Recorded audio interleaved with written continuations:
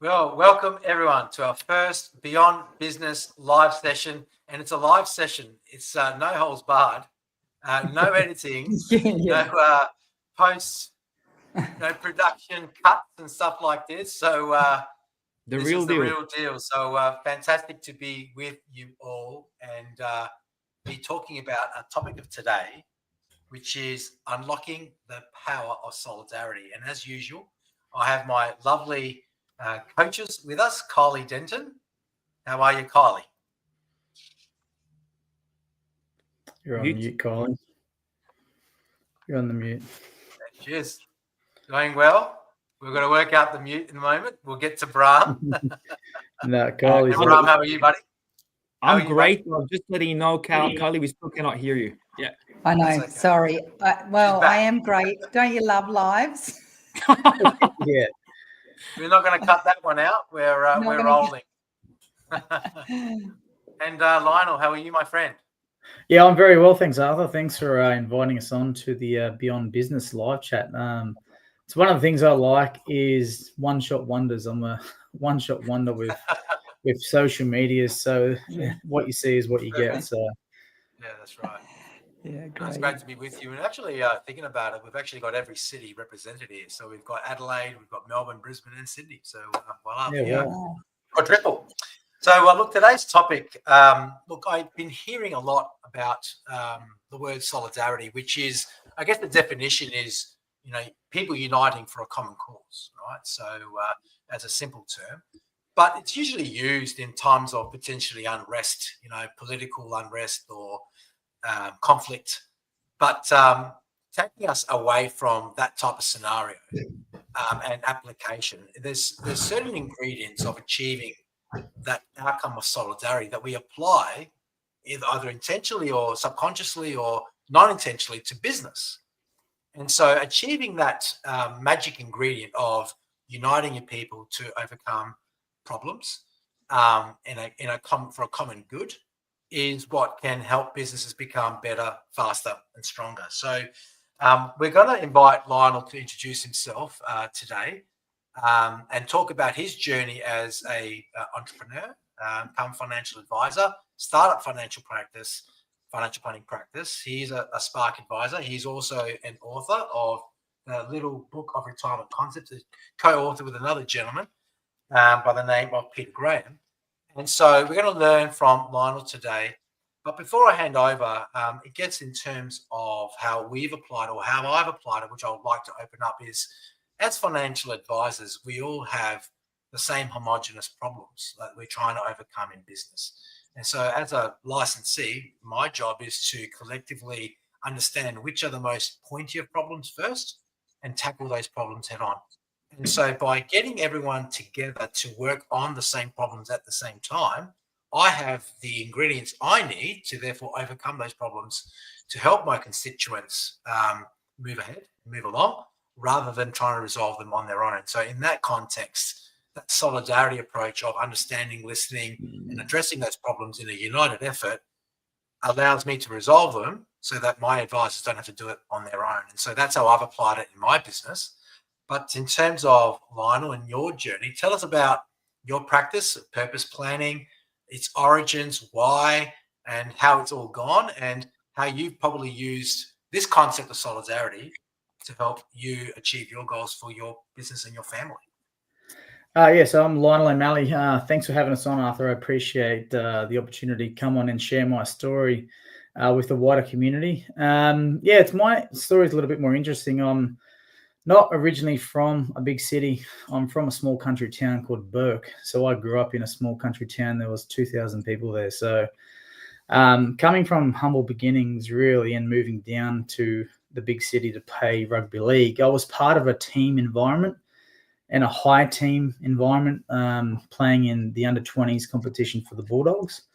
So I'd always been around a team environment. I liked the idea of working together with a teammate, or whether you're training and stuff like that, and you're pushing each other to become better. And the same sort of approach I've sort of taken with my business and my business networks at the moment. So me being in financial planning, I started at an A&P licensed practice, was there for 5 years, and then figured I've got a lot of drive and hunger in myself to do better.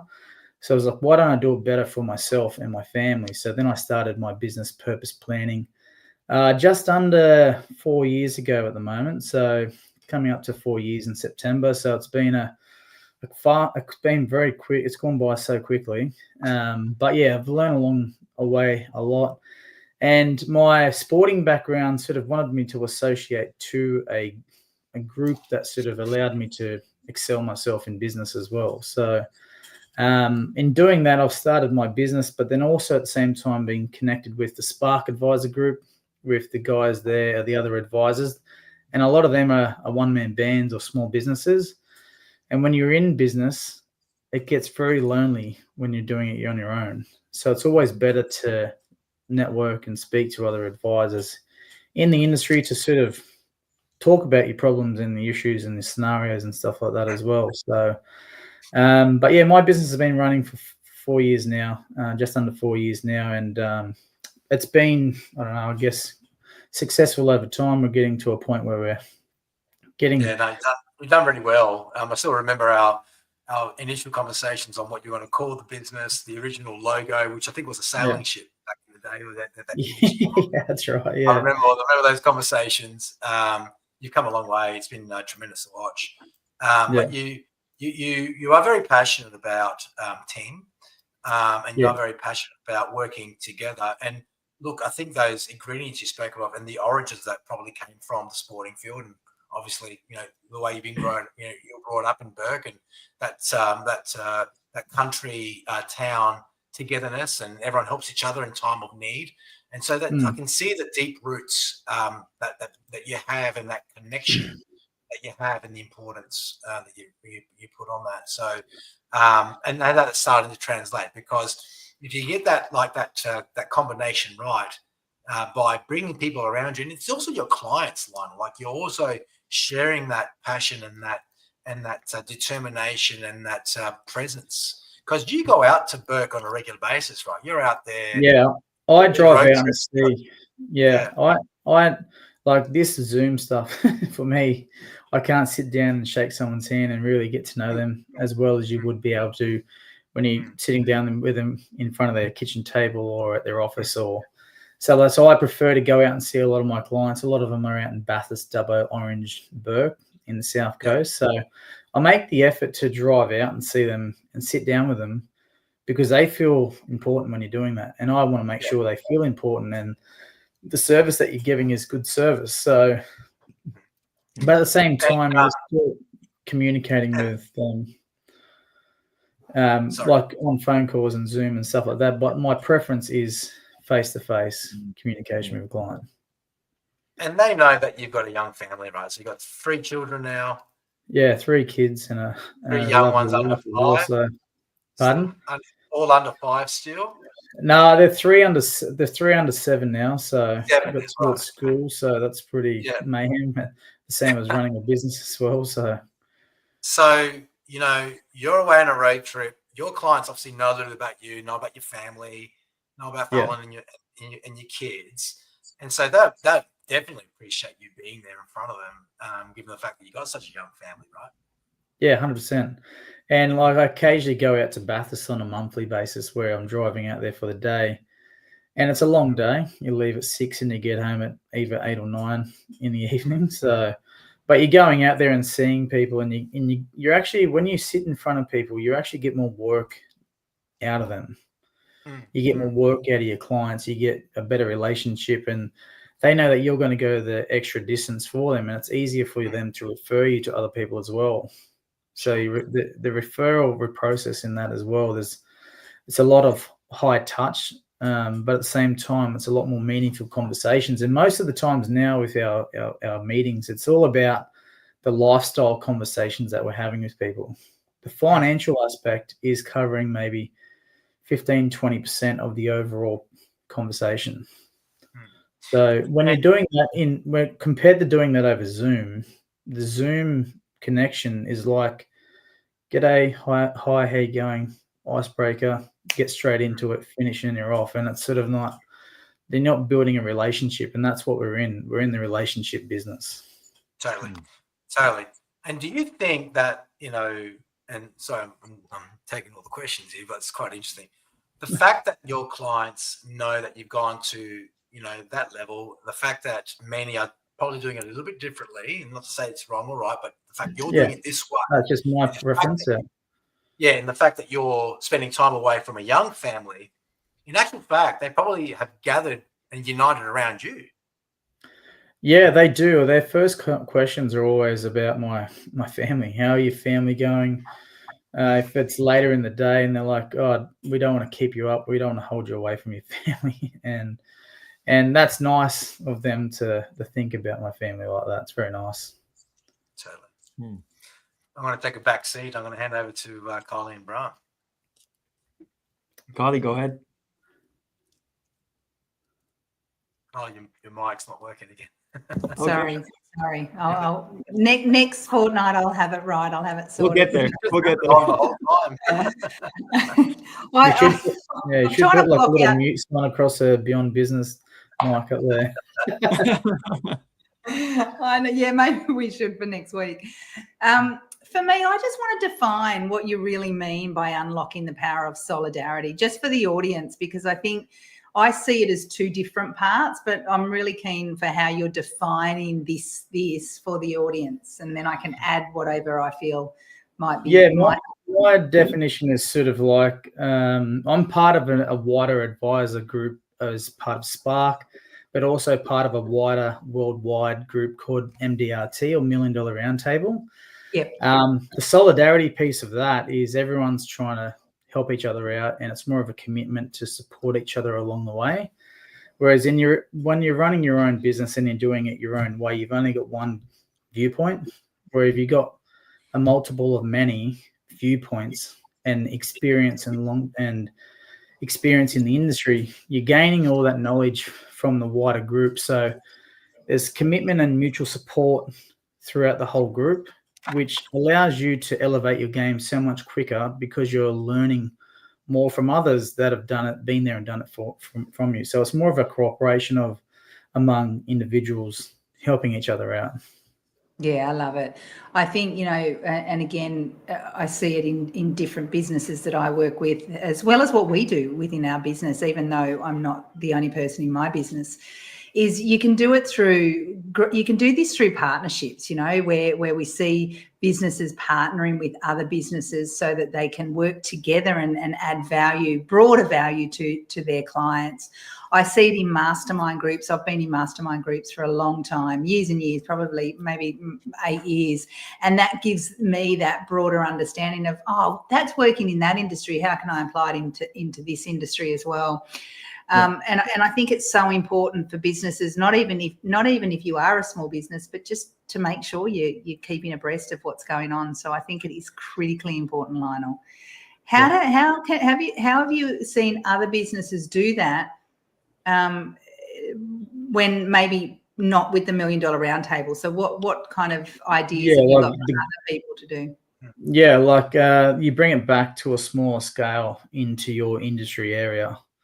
So there'd be a number of businesses around your local area or local city type thing doing the same thing that you're doing. So there's a number of different financial planners around Australia and also around Sydney as well. And in particular, for example, through Spark with a licensee, there's a number of advisors in Sydney that are all licensed from the same licensee. So we're all under the same umbrella of a license pretty much.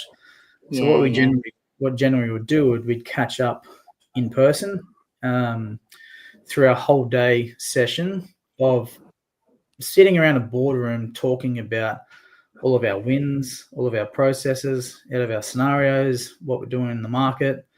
It talks about they've got a different topic for every different period. So what we're doing there is you're able to bounce your ideas off other people and listen to other people about what their take is on it as well. And it's only like a small snap decision of one idea that you can take away from those events to help you change your business and to become better.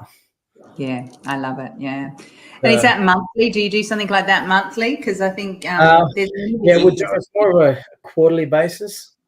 Quarterly basis. We do the big one in September, Spark Timber. We're not here to plug Spark, but we do the Spark Timber event, and And I've been actually backstage. I was talking about the format of it, Lionel, and like a full day, one day on, Kylie presenting on a topic, Ram presenting on a topic, and some technical stuff. But I was thinking about the fact that everyone's going to potentially come from a little bit far and wide from there's a capital city, but there's Newcastle, and then there's the Gold Coast for Brisbane and Sunshine Coast. Yeah. So they're going to come down for the day. I was thinking about hopping onto a second day and doing like what you're talking about is like a director's, like a principal's lunch. Yeah, I love it. Yeah. Talk, so that's the other concept. But anyway, parking that aside, the other part I want to actually ask is, look, Lionel, you have this kind of interesting point with your business. Like you talked about, you're a one-man band, but, you do have support. You've got your own, assistants in your business, and obviously, the support of a license. We get that.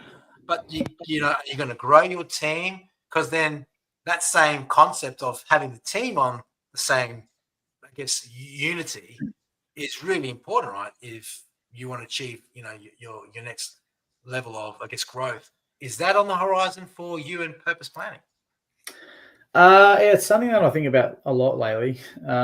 With business success over time, you naturally accumulate a lot of clients, and you're getting to a point where you can't look after everyone.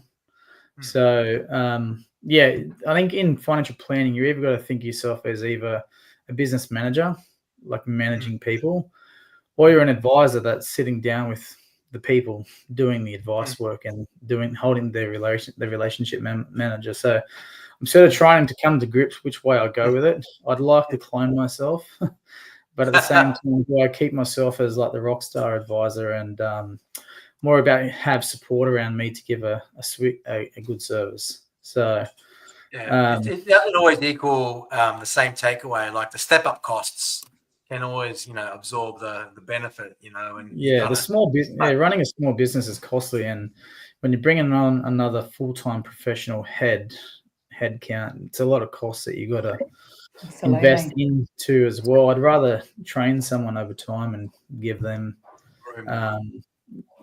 part of their business as well. So I don't know. It's just something that I'm coming to terms with at the moment, trying to work out the next phases of business for myself at the moment. So I can't give you a clear answer on it. Sorry.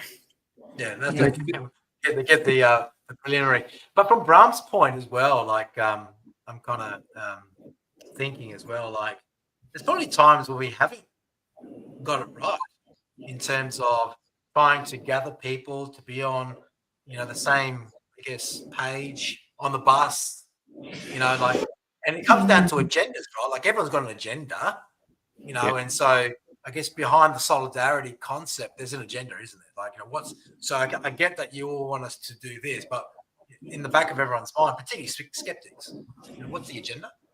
So parking the agenda aside, whether good, bad, whatever it might be, it's always the communication of that, bro. So where we see it done well versus where we see it done not so well, given that the fact that the audience could be directly in front of you or could be voters, if you look at political landscape, in your experience with communication and communication mastery, where do you think it works really well, and then potentially where it doesn't? It's conveying that message. It's a bit of a different angle to come in from, but I think if you go back to the solidarity idea, people can only will only feel solidarity with people that they actually like in some regard. And so the challenge is that Lionel, you've made a really good point, coming together as business owners and helping each other out and being collegial and be willing to share. It requires a high level of trust, a mindset of, hey, I'm happy to share even my best secrets with others. Abundance, because as we share, we all get better. Like you've got to feel safe enough in yourself and in the group to be able to do that. So back to your question, Arthur, communication. Well, are we presenting ourselves and our message and communicating in a way that makes people feel a certain way? Because if they don't trust you, they won't let you in. they won't share their best secrets with you, and they won't be willing to help you. So I think that's really an important one. So I'd be curious to hear from Lionel. What have you found that actually helps you to find the right people that you can be congenial with and collaborate with and learn from? Yeah, it's a learning phase over time, learning to meet new people, and when you're sharing a similar and common goals as well, it does make it a lot easier. Everyone's coming from the same sort of viewpoint that they want to help their business and also their clients, and you've got that same sort of interest in goals. It makes it easier to attract those types of people. So inside, the group that we're a part of, which is MDRT, a lot of those advisors, whether they're from Australia or all around the world, they've all got the same sort of mindset, and they're all good people willing to share and help each other. So obviously, if you're working with a group, then you want to look after the people that you're working with, and you weed out the people that aren't interested type things, or not giving value. When you're giving value to each other, you don't expect anything back, but you're expecting them to either take on board the information that you're giving them to help them out. And if they're not taking on board, then you've got to have a frank conversation. Say, we're trying to help you in your group. You're coming to the group. Then if you're going to come to the group, add value to it, add your piece to it. And if you're not, and if you need some help, then take the feedback on board. Yeah. How do you think someone does it? How do you think a financial planning practice does it, or a small business does it when they don't have the MDRT? Yeah, like I said, they would have advisor mates around. They would have a contact base. Their licensee, for example, their licensees could have an advisor group come together as an advisor forum type thing. So yeah, you've got that, or you've got things like BNI as well, which is more business related stuff. But when you're niching down into your particular industry, you want to talk to the people in your industry. So if you know people in the industry, then you can create a group together. But mastermind groups, aren't they? Yeah. Yeah, exactly right. So that's some of the areas if you wanted to go on a smaller scale. But the MDRT is a global thing, but we do a lot of the advisor groups here in Sydney and state to state. So we're catching up on a regular basis on like a lunch and learn session with education partners or boardroom rooms where we're just having our own advisor boardroom session with between 15 and 20 advisors talking about our businesses and getting out of the office for the day just to think about business rather than doing all the different number of tasks that we have in client relationship stuff. Yeah, I can see the note on the bottom of the screen. It says the power of the collective. And I always say to leaders, don't do leadership alone, right? And I think what we're really hearing here is don't do business alone, right? You can get in your head and it can prevent you from climbing that hill. So I love what you're doing. Yeah, it's just that there's so many clients that are out there for us to help in Australia, and a lot of Australians need financial advice. It makes up a big part of a lot of people's lives and changes their life when you're engaging with a good advisor. But when advisors need some help, you need to lean on your peers to help you out. So using an advisor group or a forum to ask a question confidentially within that group, it's massive to help you grow and learn and develop so much quicker, especially when you're starting out in business. Yeah, agree. We want to just pause for a moment. There's a question here from Victoria. I'm sure you can see the question on the screen there, Lionel. Yeah. Lionel, what's one conversation you've had over your career with a client that's really stayed with you, that really enforced to you the heart of your work? Good question. It's probably one of the things, or it's one of my goals with my family actually, is to travel around Australia for 12 months with my family. And a couple of my clients have actually done that. So we have that conversation on a regular basis.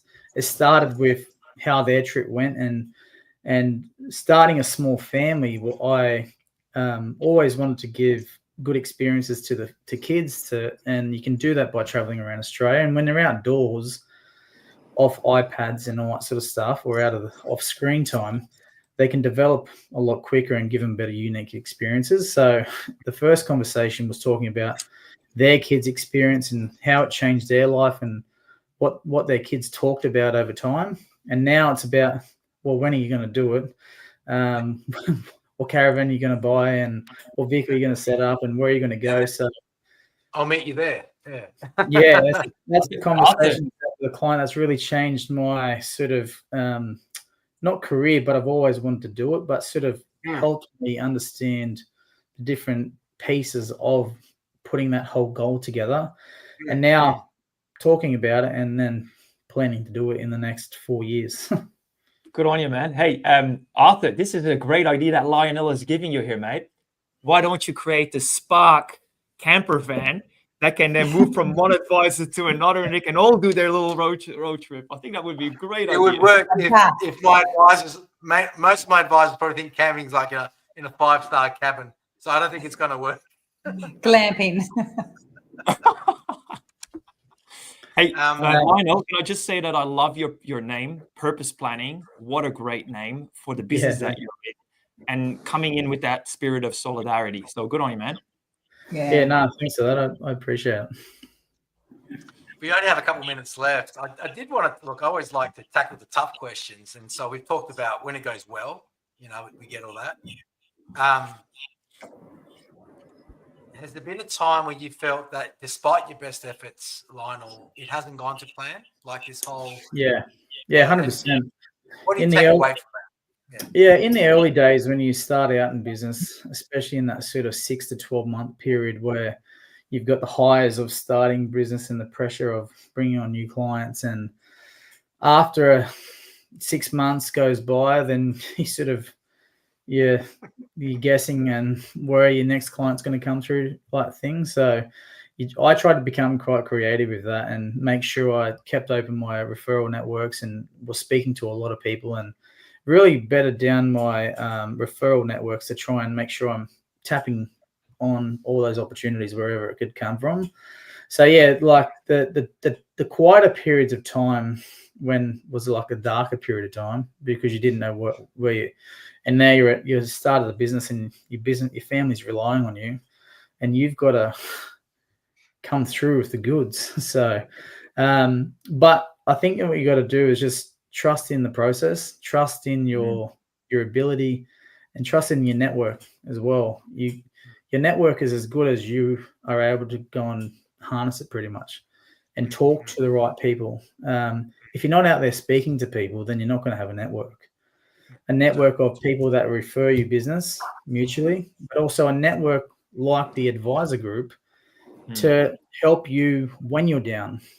You speak to them and you communicate with those advisors in the group when you're having a tough time with a scenario or a client or a situation, and leaning on that group to help pick you back up, give you a bit more confidence, and go again, really. So that's like with the MDRT group, it's we're sharing information with each other to help each other up and to rise all ships. So it's important. Fantastic. It's been a great session. Any closing comments to wrap us up, Kylie? Is there anything that you feel there's one piece of advice, you know, if all the learnings that you've had in the 4 years, what's the one piece of advice that you would give to other people? I'd say be consistent with your message. Yeah. And always make sure that you're backing up your message with what you're doing. So whatever you're going to say, that you follow through with doing it.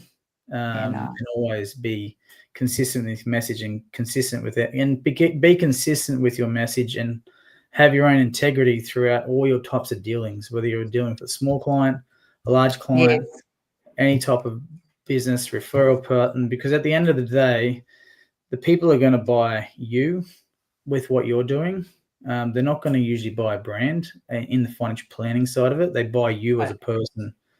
So be consistent with your message and always hold your integrity. Yeah, love it. I love it. Great advice. But yeah, last part I would talk about is we're the MDRT group. We're actually going over to Miami next week. The conference is. There's a conference internationally. There's 3 conferences every year. There's one in America and one in global Asia Pacific.